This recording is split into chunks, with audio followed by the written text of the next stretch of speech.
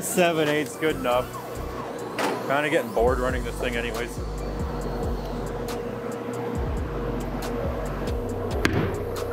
Since I'm not on my normal 0 line, I'm going to use what's left of this straight cut that I know is perfectly up and down on the y-axis to get my edge aligned. And turn on the vacuum table, which should, before I move that, am I actually on? Yeah, I kind of need that one. But don't need this one. Don't need that one. It's got a little flex in it, so time to use the tape trick.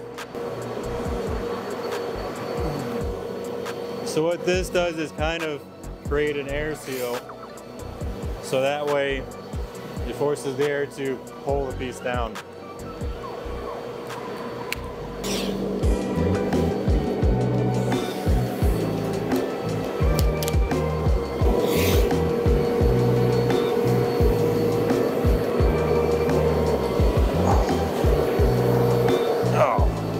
Get old. So we're 25 by 36. 25 on the X, 36 on the Y. Import. There it is. Okay, so we are going to do, I like that one right there. Go ahead and turn it 90.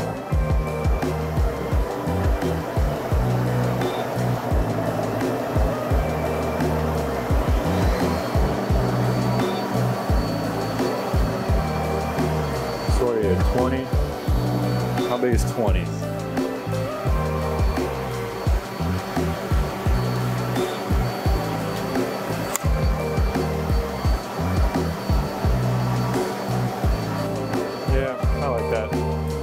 So let's go ahead and duplicate that. Toss one of these bad boys right there. I'm going to program these little cutouts first.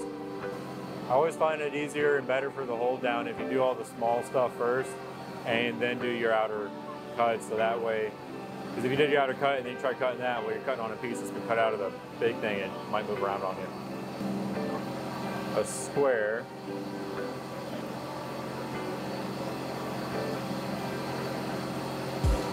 Copy and duplicate that over. Quarter-inch deep. There we go. So we're going to go ahead and cut these first because my tool change is acting funny right now.